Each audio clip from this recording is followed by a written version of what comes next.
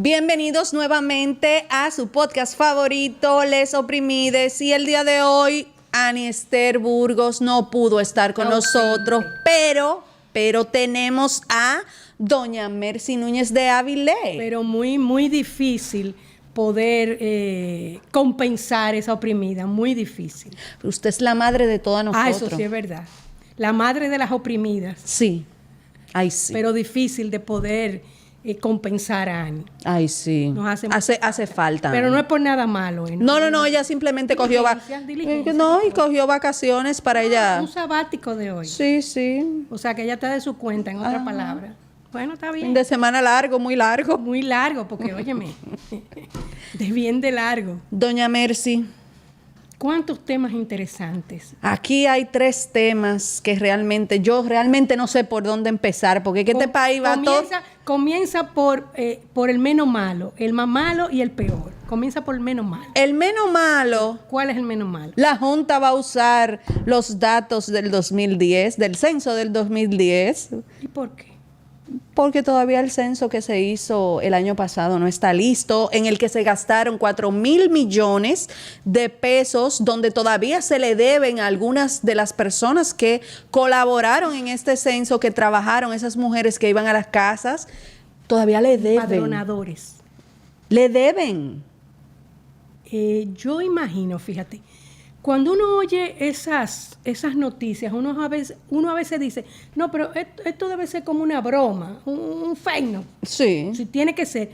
Porque, óyeme, admitir que yo voy a hacer las elecciones del 2024...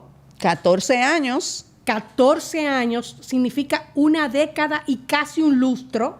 5 años en un lustro. Estamos hablando de casi una década y un lustro. Yo voy a hacer esas elecciones con la información del censo del 2010, porque el censo del 2023, lo mínimo, imagínate tú, cualquiera de nosotros... Pero que los datos ellos dijeron que los datos iban a estar en marzo.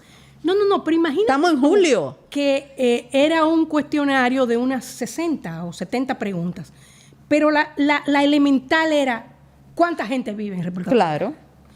No solamente, óyeme, el principal problema de ese censo, y eso lo denunciamos todos los conspiranoides, era, no iba a disgregar quién era dominicano, quién era extranjero que reside. 2 cosas totalmente o ilegal. diferentes. Totalmente diferente, porque incluso el dominicano residente, es más, tenía una pregunta que intentaba saber quién era dominicano pero que no estaba en el país. Pero cuando tú contestabas que no estaba en el país, te remitían a otra pregunta que no tenía nada que ver con eso. Entonces yo decía, pero ven acá, por ejemplo, yo tengo el caso de una hija dominicana que es votante y que ha votado en todas las elecciones, aún viviendo en Inglaterra. Sin embargo, cuando te preguntaban, ¿alguien vive en el exterior? Sí, te mandaban otra pregunta y allá te preguntaban que si se había muerto, que yo qué. Pero es que no es eso, es que puede haber una persona que no resida en República Dominicana, pero es dominicano. Doña Mercy, una pregunta, porque nosotros somos vecinas y yo quiero saber, ¿por su casa pasaron? Bueno, déjame decirte. Porque por la mía no pasaron, Se suponía que tú eres muy jovencita. No sé si quizás tú te acuerdas del 2010, casi no. Yo fui... ¿cómo se llama? Coordinadora de una cuadra, por cierto, en Los Prados, en las elecciones del 90 y algo. Exacto, del 90 y algo. Y en ese tiempo, y así fue hasta donde yo recuerde, los censos se hacían sábado y domingo. Cuando la gente está en su casa. Y si tú como encargado quedó algo de tu cuadra que te tocó, de tu polígono. A mí me tocaron como 4 cuadras, porque como eran viviendas, en ese tiempo no habían tanto apartamentos, pero aún así yo me imagino que lo que le tocó a área de apartamento fue otra cosa. Pero a mí me tocaron 4 cuadras porque eran casitas, ¿verdad? Como yo tenía que ir cotejando de los empadronadores, si me faltó algo, yo tenía la responsabilidad de completarlo el lunes. Ok. Pero se acabó en 2 días el censo. Se acabó en 2 días. Entonces, hoy en día, estamos hablando del tiempo de suma con palito y bolita, ¿verdad? Año 90 y algo. Imaginemos hoy en día, yo imagino Que todo es electrónico, digital. que a los 2 días se pudo decir, ahora somos 11.327.420 personas que viven en República Dominicana y hay 1.325.000 dominicanos que viven. ¿En dónde? Tanto en Estados Unidos, tanto en Inglaterra, tanto... O sea, eso se pudo haber sabido. Claro. Inmediato. Y eso no lo sabemos todavía. Señores, Estamos asumiendo los 10 millones, a propósito del 2010, sí. estamos asumiendo los 10 millones de el año 2010. Y esta mañana decía Yo creo, un tú sabes, comunicador, por usted sabe cierto, qué, que es hermano mío, que ese dato erróneo influye en políticas públicas que se tienen que tomar, en decisiones de dónde invertir, incluso, y ese fue el dato que más me chocó, en la realización de encuestas. Yo realmente no creo en encuestas, pero yo también aquí, que estoy en la silla de Annie, y me voy a poner el Ponte sombrero conspiranoico, E investigador. pudiéramos decir que Hazte un hilo ahora mismo. quizás la Junta Central va a utilizar ese censo para no admitir qué tan grave es el problema de la inmigración. Bueno, legalmente lo están Porque haciendo. luego de el 2020 aquí ha entrado una cantidad de haitianos, No, y lo y no solamente haitianos, porque tenemos de todo, venezolano, colombiano. Bueno, ya llegó la Mara Salvatrucha aquí, que el amigo Casals ha sido muy directo y enfático denunciando esto, hasta con nombre y lugar de residencia. Lugares. Lugar de residencia. Entonces, yo aquí como conspiranoica, en la silla de Annie, pienso, ¿y si es por ahí que viene el asunto? Y fíjate algo, conjuntamente con eso que tú dices, se ha estado denunciando, no abiertamente, pero sí en los círculos que se maneja el tema nacionalista, una preocupación de los niños que nacen y que se registran como dominicanos. Pero también, y eso lo hemos visto en muchísimas redes, incluso quizás lo que yo me encuentro mal es que se haga en un tono de burla, cuando realmente es una cosa muy seria, es mostrar unas cédulas con apellidos muy sonoros. Sí. Con apellidos muy sonoros. Ahora, yo te digo la verdad, yo tenía una obra en Los Alcarrizos. Y en la obra habían haitianos, muchísimos haitianos, no tanto como ahora, pero habían haitianos. Y había un haitiano que se llamaba Álvaro Quevedo Paniagua. Un apellido muy latino. Yo le bromeaba, yo le decía, mira, esa cédula se la robaron a un vanilejo español. O a un muerto. Sí, porque óyeme, Álvaro Quevedo Paniagua. A mí se me grabó ese nombre. Tío, yo cada vez que lo veía, le decía, esa cédula se la robaron a un muerto vanilejo español. Tú sabes que en Baní llegó una inmigración española grande. Es decir, que aquí siempre se ha hablado de la suplantación, pero últimamente recuerdo un caso de alguien que se leyó mucho en redes, de alguien que cuando fue a sacar su documento porque fíjate, tú tienes un pasaporte, todos tenemos pasaporte, pero cuando tú vas a renovar, tú tienes que buscar un acta de nacimiento. Sí. Pues esa persona, cuando fue a buscar su acta de nacimiento, se la entregaron, pero cuando él fue a validarla, resultó que no era él.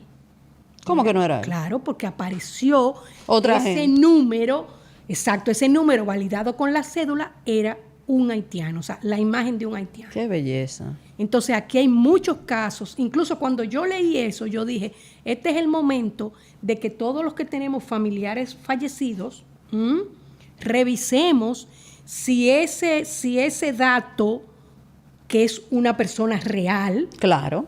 se suplanta la foto perfectamente. Ahora, Ay, Dios eso mío. es algo que tiene que venir desde las instancias donde se genera el documento. Claro. Entonces, esa es una preocupación de la dominicanización, no de manera legal, porque recuerda, por ejemplo, en el año 2015, que emite Danilo Medina el decreto 169 De regularización. de regularización, nuestra ley tan tan laxa que es nuestra ley de migración, permite que una persona regularizada a los 2 años puede pedir la nacionalidad. Entonces, esa gente que se regularizó en el 2015-2016 puede perfectamente ser dominicano hoy. Pero claro, es un dominicano que tiene que tener apellidos tipo haitiano. Claro. Porque lo que sí uno tiene temor es con las personas que siendo haitianas las han vuelto dominicanas documentalmente. Cambiándole los apellidos a apellidos Claro. latinos. Sí, ahí andaba uno que era apellido Vicini, otro que andaba que era Bisonó, otro, sí, o sea, apellidos. Entonces tú dices, óyeme, es que no olvidemos que hace unos años los prohaitianos, Pujals, por cierto, que ahora es del gobierno, nos demandó llevando a un haitiano que cuando lo repudiaron, resultó que era falso. Sí, claro, Bartolomé. Saludo a Bartolomé. Pujals. Bueno, Bartolomé fue de los que nos sometió por un haitiano dominicano falso. Una locura, pero usted tocó un tema y dijo algo muy importante y es de los niños que nacen en República Dominicana. Otra de las cosas que salió esta semana, señores, la verdad es que estamos... No. Eso es una noticia falsa. Eso es una calumnia. Yo creo que es una vil calumnia que le están levantando al doctor Rivera, porque eso no puede ser. Según el listín diario, porque vamos a hablar de la fuente de donde salió. No fue esos periódicos que hay de redes. No. Fue en el listín diario donde salió esta información de que el 38% de los hospitales del sistema de salud pública en República Dominicana, pues las que dan a luz son ilegales haitianas. Y si eso lo juntamos... Pero Noelia, espérate. Sí, el 38 es el promedio. Sí, ese es el promedio, porque aquí en el hospital de Los Minas, en la maternidad de Los Minas, es un 58%. O sea, más haitiano que dominicano. Claro. Pero no solo eso, sino que también él dijo... No, eso no. Él también... Eso es una calumnia que yo estoy esperando que él la desmienta. Él también dijo que las personas que pertenecen a la red de... Las personas de SENASA contributivo, se vayan al sector privado porque las haitianas le están cogiendo su lugar, a pesar de que se habían habilitado lugares exclusivos para que las dominicanas pudieran parir. Ahora, o sea, que hasta los lugares exclusivos no solamente se le está cediendo el hospital, sino también los lugares exclusivos que hicieron para las dominicanas también. Claro, porque cuando él dice, si siguen... Sí, pues yo lo leí. Eso fue un sarcasmo. Yo lo leí también y cuando yo lo leí... Es que cualquiera quiere creer que es mentira. Uno dice, bueno, mira, si yo lo hubiera leído de cachicha o de cualquier cosa, yo dijera, esto es una calumnia, pero realmente no. Dice que se han habilitado lugares para las embarazadas dominicanas, pero si siguen llegando parturientas haitianas, motiva a ir al sector privado. Y mencionó específicamente SENASA contributivo. Significa, el que utiliza SENASA contributivo es alguien que es empleado, sí, el marido o ella, porque la gente pobre tiene SENASA subsidiado, sí, que solamente se puede utilizar en hospitales públicos. Las haitianas no tienen nada. O sea, no, las haitianas lo que le cubrimos los costos de esos alumbramientos somos todos los que pagamos impuestos con el ingrediente que no podemos utilizar. Con el ingrediente adicional de que la mujer dominicana, por más pobre que sea, su embarazo tiene consultas intermedias. Claro que sí. En cambio, esta es una mujer que se embarazó en Haití. Y vino a parir. Exactamente, No, pero nunca ha tenido espérese, ninguna consulta. Espérese, doña Mercy, que hay algo importante que salió hace un mes, más o menos, un mes y medio, y es el tema de que hubo una denuncia de que ambulancias haitianas cruzaban por las fronteras y eran recibidas en hospitales dominicanos. O sea, no es solamente que yo te mando a que tú para allá. O sea, y tú tienes tiempo, porque si tú tuvieras grave, no puedes cruzar la frontera para llegar a la maternidad de Lomina. Eso es mentira del diablo. Y yo imagino que la que viene en una ambulancia es también una persona con las suficientes relaciones allá, relaciones por lo menos, para poder acceder a una ambulancia que se traslade desde Haití, no importa dónde sea, a República Dominicana, referida. O sea, referir significa que yo tengo autoridad para decir, mira, te mandé para allá. Te mandé, pero mira, yo motivo a las mujeres embarazadas de Santiago, especialmente Santiago y sus alrededores. Cuando el Cabral Ibáez, por ejemplo, no tenga cupo, sencillo, váyanse a Unión Cibaeña, el glamoroso hospital del ministro. Él es el presidente del hospital. Claro, mire, eso es una buena idea. Vayan y ustedes dicen... Y no solamente la de allá, pueden coger una guagua, así como las haitianas cogen su ambulancia. Déjame decirte, de hecho, déjame decirte, en tiempo de pandemia, hubo un momento que yo dije, si me da me voy para Santiago, porque ese hospital hizo un trabajo extraordinario. Además, dedicó, creo que 1 piso, 2 pisos nada más, y el que podía se iba a Santiago. Es decir, que estamos hablando de un hospital. Entonces, las que tengan problemas en el Cabral Ibáez y los alrededores, váyanse allá porque el doctor Rivera dijo que vayan a clínicas. Claro. Entonces vamos a ir a la clínica de él. ¿Qué mejor que la clínica? Claro, eso está fabuloso, señores. Y si usted tiene una cesárea programada, vaya allá también, claro, que no sea una emergencia. Él motivó a que vayan a clínicas privadas, y qué mejor que a la suya. Claro. Van a tener las mejores atenciones de los mejores médicos, porque es justo eso. O sea, no me puede atender en el sector público, porque fíjate una cosa, la atención en el sector público de determinadas personas es hasta un asunto cultural. Yo conozco gente que trabaja en el Estado, que tienen un seguro subsidiado, incluso ni siquiera SENASA, sino de cualquier... Sin embargo, van a hospitales públicos porque les gusta. Sí. Les gusta porque, digo, yo no sé cómo están ahora, pero yo llegué a ver un poquito antes de la pandemia. Por ejemplo. Nosotros teníamos una amiga que tú conoces, Senia Castillo, que era neonatóloga de la maternidad Altagracia, y determinados casos de muchachas muy pobres que estaban embarazadas, nosotras la llevábamos a la maternidad Altagracia, y yo me quedaba pasmada de ver esas habitaciones. O sea, yo dije, ven acá, pero realmente esto no tiene nada que envidiarle a cualquier clínica. O sea, las camas ya no eran de hierro, sino de esas plásticas.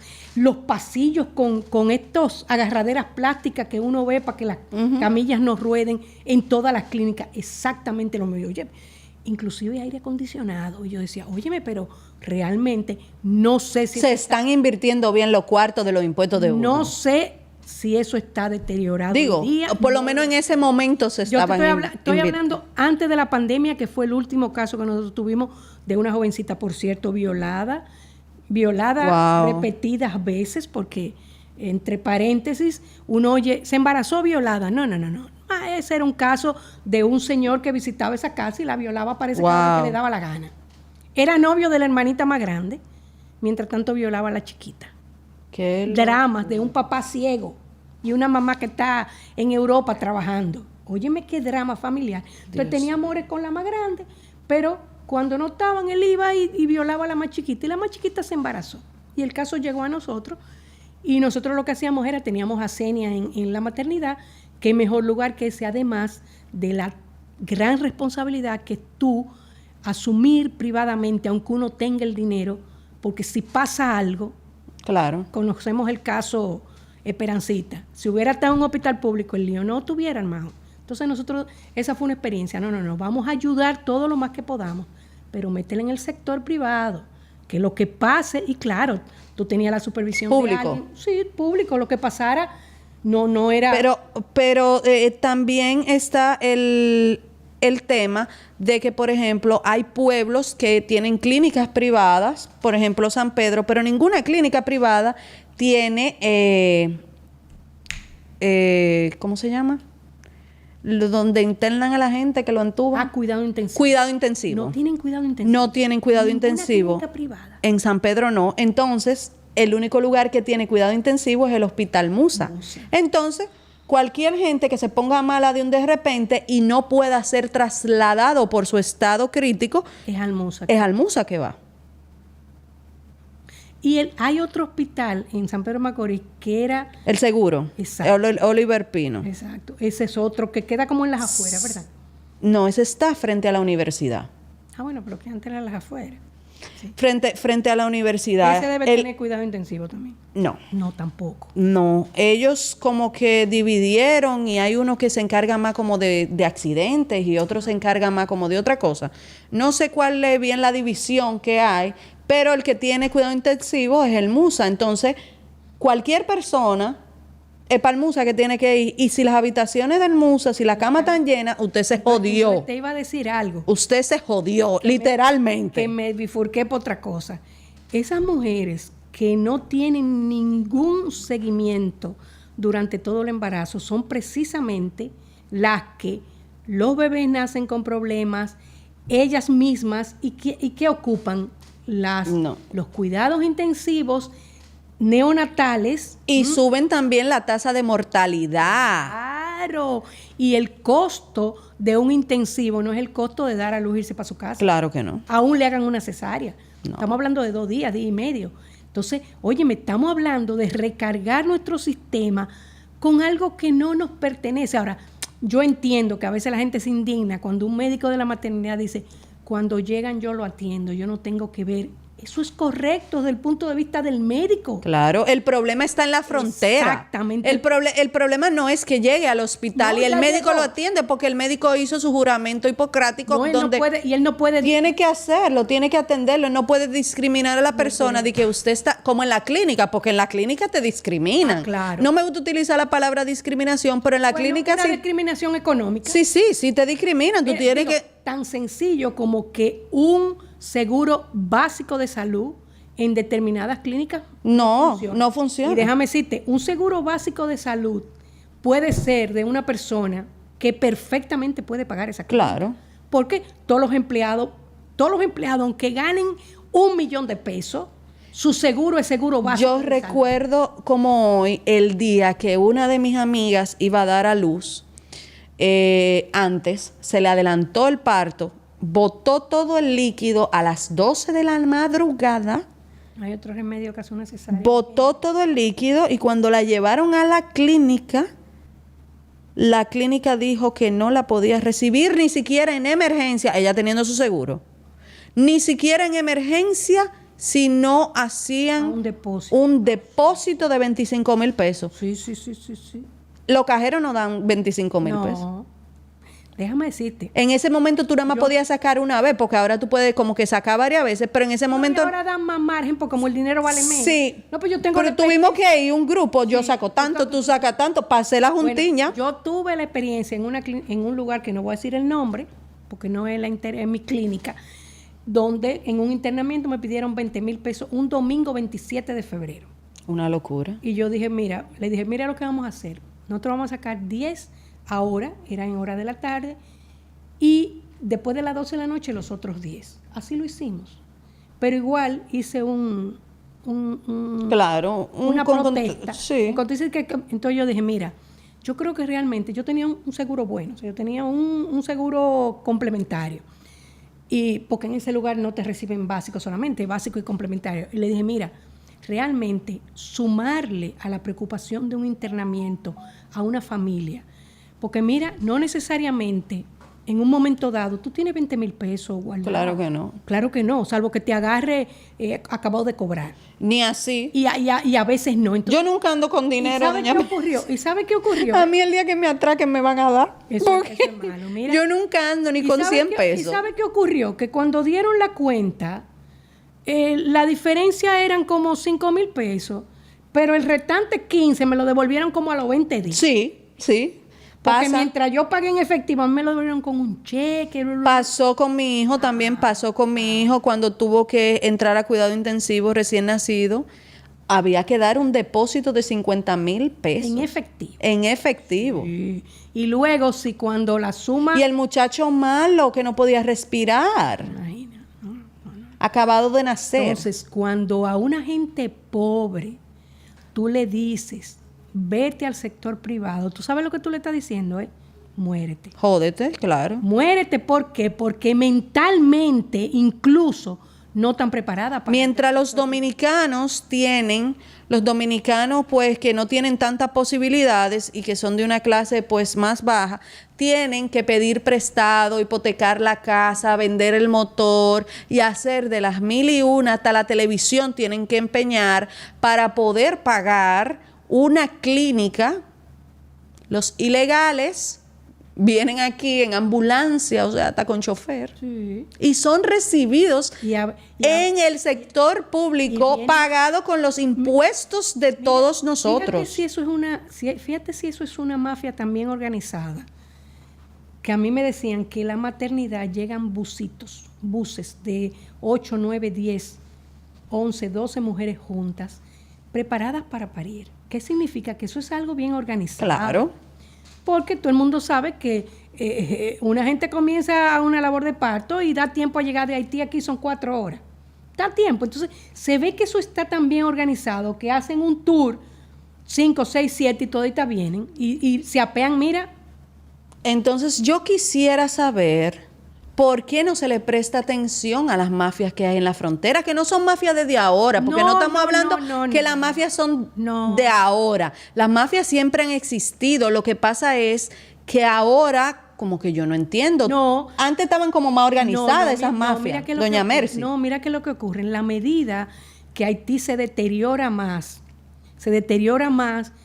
por supuesto, hay más flujo de personas hacia aquí. Eso es lógico. Y más cobran. Claro. O sea, imagínate tú que antes, recuerda que, por ejemplo, Médicos Sin Fronteras estaba en Haití. Sí. En un hospital. ¿Y qué hizo Médicos Sin Fronteras? Ay, no, esto está demasiado complicado. Se fueron. Se fue todo el mundo. Quemaron un hospital, porque los haitianos, Dios me perdone, son pirómanos. Quemaron un hospital. Entonces, ellos cada vez tienen menos recursos médicos, pero no tienen que tenerlo. Vienen para acá. Entonces, vamos a hablar de donde ahí, justo ahí, conecta esto de los nacimientos ilegales en República Dominicana que drenan el presupuesto nacional de salud con el tema de que... Se habla de 5,000 millones de pesos. Una locura. Una locura.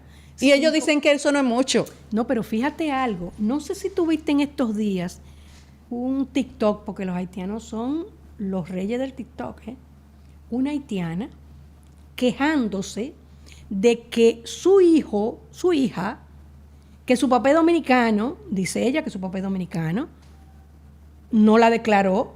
Entonces ella quiere declararla con su boca, diciendo que el papá es dominicano. Ay, qué linda. Según nuestra ley migratoria, uno de los padres dominicanos sí le da la nacionalidad a un hijo. Eso yo creo que eso es prácticamente mundial.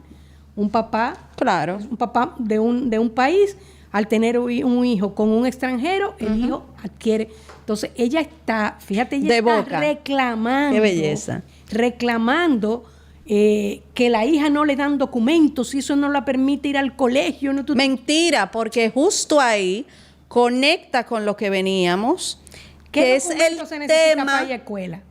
el tema de que a 1 mes y 2 semanas de iniciarse las clases en el sector público ya no hay cupo. cupo para los dominicanos. ¿Y por qué no hay cupo para los dominicanos? Porque tenemos diferentes ONGs que reciben a todos estos niños y van y lo inscriben. No van a inscribir uno, ellos van a inscribir 50. Manada. Van y inscriben 100 y llenan las aulas de que nosotros somos los que lo pagamos de nuestros impuestos para dárselo a ilegales. Entonces, ¿qué pasa con los dominicanos? Ay, que van a rentar aulas móviles.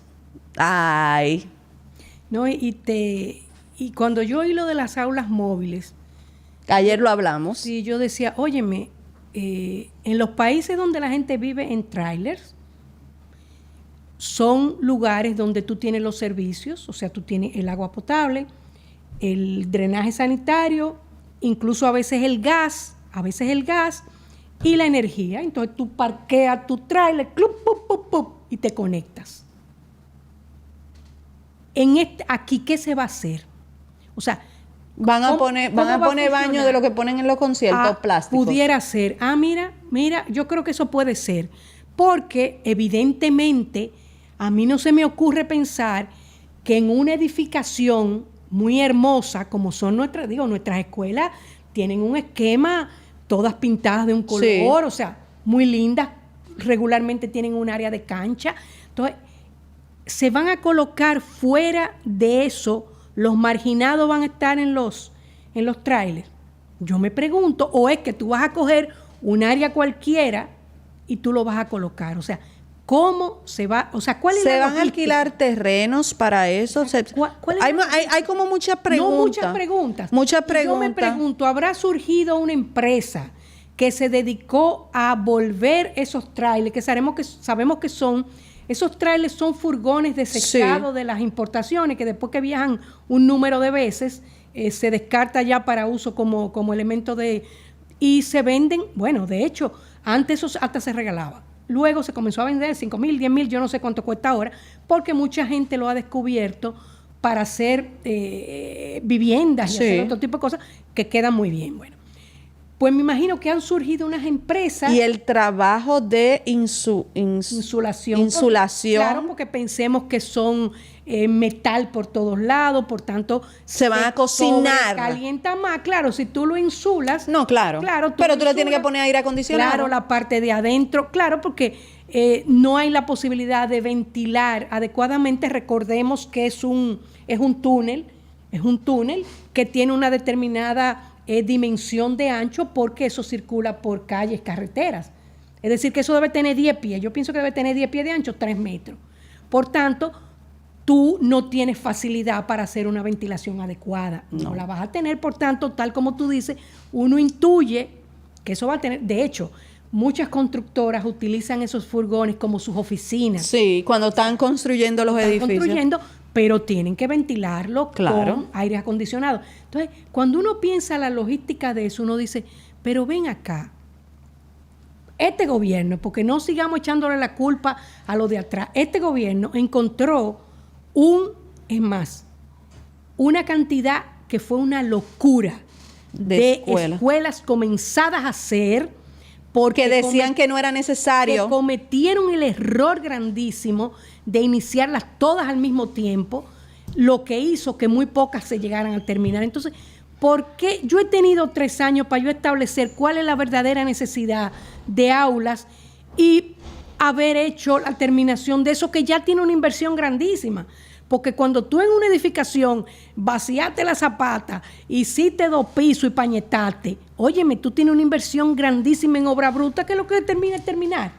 Entonces, uno no entiende realmente cuál es la solución a menos de Pero 2 meses de iniciar dice clases.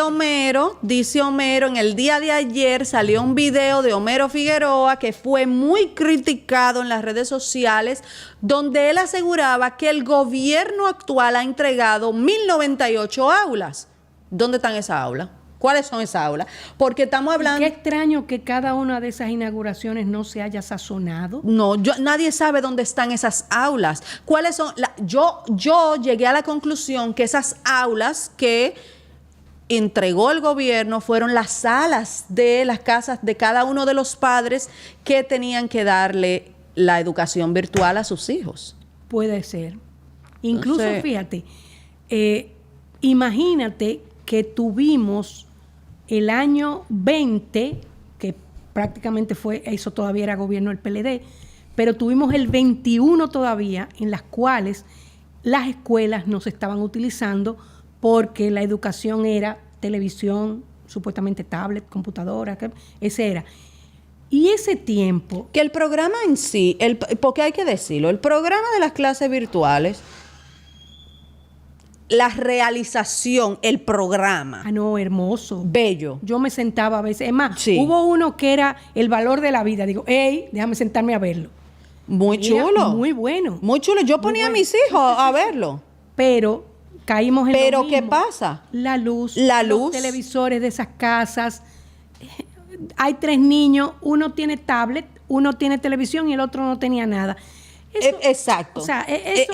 las condiciones. pero digamos que eso es pandemia. Las condiciones de vivienda no El ruido. no eran las que se necesitaba para poder Porque no para es lo poder mismo las tu clases hijo en virtuales. tu casa, mis nietos en su casa, y una, la más chiquita, no la tuvimos que llevar para mi casa porque esa volteaba en la tablet y la profesora un día le dijo, yo conozco la casa entera. Ella andaba a la casa entera. Entonces no la tuvimos que llevar. Pero no es lo mismo a un niño en una casa con ruidos alrededor,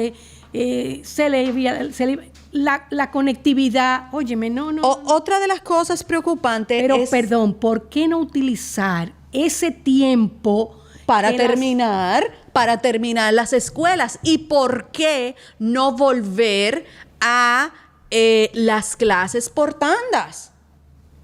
Una tanda en la mañana, una tanda en la tarde y una tanda en la noche. Eso se resuelve. Eso resolvería el problema de las aulas móviles, que no entendemos. Los $500 del año pasado, Eso no está suficientemente claro. que nadie sabe qué fue lo que pasó con esos $500 el año pasado. Es que son soluciones como... Ahora van a dar Oye, 1,000 pesos. Mira, los 1,000 pesos, eso es, para mí, es el colmo de la improvisación. Es una burla. Es una burla porque, óyeme... ¿Qué tú haces con 1,000 pesos? No, pero no solamente eso, Noelia. Si realmente tú a esa familia, tú le estás dando la educación gratis. Los uniformes. Le estás dando los uniformes. Que por cierto son 3,000 millones de pesos que van a costar los nuevos uniformes, porque también tenemos la necesidad de cambiar los uniformes. Más libros, más en algunos casos dispositivos. ¿Por qué le tengo que dar 1,000 pesos al papá para que beba y celebre que le están dando todo eso? O sea, una cosa sin sentido. Estamos hablando, ¿tú sabes de cuánto, de 3,000 y pico de millones de pesos. ¿Por qué no coger esos 3,000 y pico de millones de pesos y utilizarlos para mejorar las edificaciones? Porque muchas veces entran los niños a la escuela y lo que hacen es que le dan una pintadita, pero van a los baños y nada más hay un inodoro que funciona, Claro. o un lavamanos, pero tienen 5, pero nada más funciona uno. Es así, porque Porque no le dan mantenimiento. no le dan mantenimiento y hay una parte que es educativa. ¿Habrán que también- pupitres ya? No habían siempre hay una compra masiva de pupitres. no había pupitres. Bueno, y además uno ve en las redes que por cualquier cosa que pase en un aula se arma una tiradera de pupitre y lo Sí. desbaratan porque esa es otra, Sí. O sea que tiene que haber también un programa de educación. Y de penalidad. Bueno, mis hijas estuvieron, por ejemplo, en el apostolado. En el apostolado habían pupitres que tenían 50 años. Y cada verano esos pupitres le pintaban hasta las orillitas. O sea, pupitres de 50 años habían. Entonces, ¿cómo es posible que en la educación pública cada año haya que comprar todos los pupitres o una gran parte de los pupitres? Óyeme, que también... Es que debe de haber una penalidad para los que rompan los pupitres. Pero también, señores, es que de verdad, ¿qué ha pasado con el tema de la tanda extendida? Bueno, la tanda extendida, Donde se supone no, que los niños deben de no, recibir idioma, no, deporte, música, la artes. La tanda extendida me dijo a mí una profesora en un pueblo que yo estaba haciendo una construcción de otra cosa, pero me cruzaba al colegio a la hora del mediodía a comer Y ella me dijo, mira, esta tan extendida es cuidar a los niños, porque realmente no hay un programa, no lo hay. Un tiempo tan precioso en el cual pueden hacer tareas, música, arte, pintura, deporte, o sea, deportes, idiomas. Pero ¿qué va? Es que, mira, hay que realmente sentarse a pensar y a entender qué es lo que está pasando con el país. Yo hice un comentario hace unos días y dije que para mí la reelección está concentrada en el Ministerio de Educación, porque los gastos que se están haciendo dentro de ese ministerio y para lo que se están haciendo son demenciales. Es una cosa que tú dices, pero ¿por qué? para mí esos 1,000 pesos, ¿Por esos qué? 1,000 pesos para mí son reelección. Entonces, Porque es que no se justifica, Ni- tú le estás dando educación, le estás dando todos los medios, si es verdad que se le está dando, ¿eh? Porque yo no sé si es que estos 1,000 pesos realmente para que compren libros, no sabemos. no sabemos para qué son los No 1,000 sabemos pesos porque ellos no dijeron. Porque fíjate que en el sector privado incluso se suele... Ay, no me hable de los útiles, doña Mercy. Mira, exacto. voy a hacer un GoFundMe, atención, voy a hacer un GoFundMe. El que quiera, por favor, aportar con los gastos educativos de mis hijos, No. puede depositar. Es lo que te Contacten con Rocco. Mira, hay empresas que colaboran con sus Sí. empleados en el tiempo de inicio de clases porque realmente es una locura. Y en las mismas casas, los mismos dueños de casa, cuando uno tiene una señora y tiene hijos, no le paga las cosas a esos niños. Entonces no sabemos para qué son los 1,000 pesos, lo que sabemos es que lo van a dar.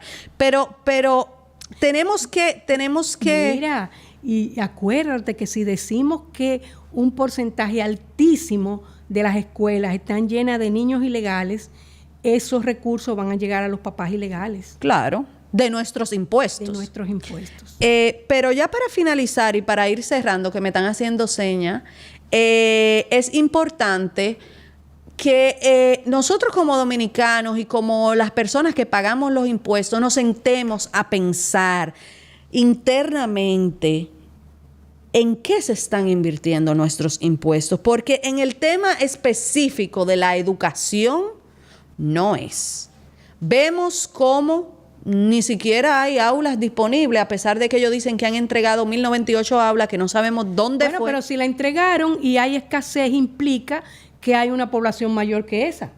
Ahora. ¿Pero a dónde fue que la entregaron? Pero volvemos a lo mismo. O sea, nosotros no podemos como país asumir la totalidad de los niños que necesitan educación de Haití. Claro que no. Es que no podemos, es que no. Entonces, es que cuando tú, o sea, cuando uno oye decir que el problema más serio que tiene República Dominicana es Haití, es verdad. Claro. ¿Por qué? Porque cuando hablamos de educación... Drenan el presupuesto, todos los presupuestos. Cuando hablamos de educación, ellos aparecen. Cuando hablamos de salud, ellos aparecen. Cuando hablamos de empleo, ellos aparecen. Cuando hablamos de seguridad, ellos aparecen. por Entonces, todos los lados, ellos drenan el presupuesto nacional ¿cómo es completo. posible que nosotros, un país pobre, endeudado y endeudándose cada día más, Un saludo a Faride. lo estemos haciendo precisamente para compartir nuestros exiguos recursos con Haití?